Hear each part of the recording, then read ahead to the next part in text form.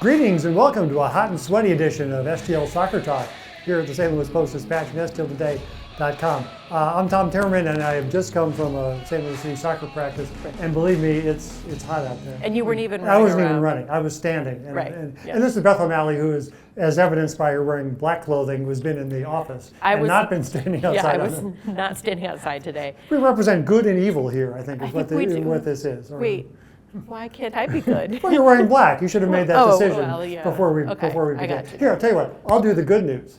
You do the We'll good start news. since I'm looking Yeah. angelic in my wife. Eduard Lowen practiced again today, and David Critchley thinks he should be able to play on Sunday when they play Portland. So this would be really the first good news City SC has had in an awful long time. Yeah, and I'll go ahead and do the bad news. Okay. They lost to Real Salt Lake, Mm-hmm. which means that they are now at a 4-game winless streak. And I have to say winless because I think they tied one in there. And that's not great. No. I mean, at a time when they needed to be winning all of these games, essentially, they have not. They are still at about 15 points, I believe. And Real Salt Lake was one of the teams in the schedule that Directly in front of him. directly in front of them and looked like a beatable team. So this is not great for City SC. No.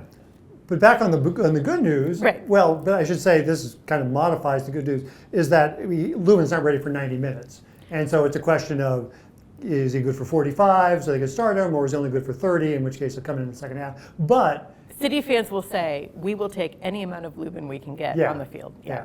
On the other hand, Chris Durkin was not on the practice field today, and after it looked like he was going to play last week, now it's like day to day, and they're monitoring developments. And there's also news about Alm.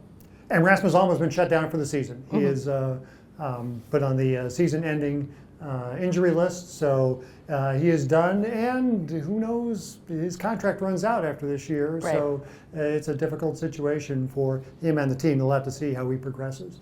A Sunday game this week. It is Apple TV Soccer Sunday against Portland, and I got to tell you, Critchley said it, and every player I talked to said, you know what, they felt they should have won that RSL game, that they played enough, that they did enough things to win that game. And so now they feel like, okay, we have done, now we just have to get the result to show for it, but the play is enough for them to feel good about, and now they're getting Lowen back. Yeah, we'll have to see how that confidence and at least what they're saying plays out on the field.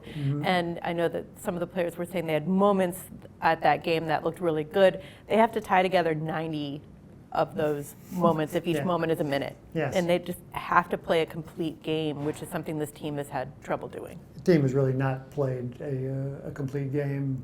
I think even I don't know if you'd say they played a complete game all year.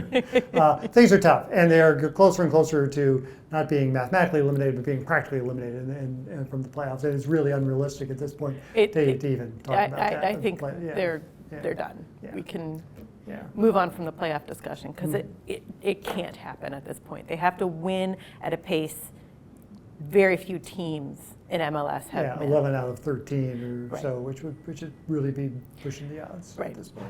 So anyway, we'll talk about more of this on the podcast, but we'll try to dwell more on the good than the bad, just to keep ourselves from plunging into fits of depression. And so that'll be on the podcast. Look for more in the Post-Dispatch. For producer Ali Shallard, for Beth O'Malley, I'm Tom Timmermann. Be seeing you.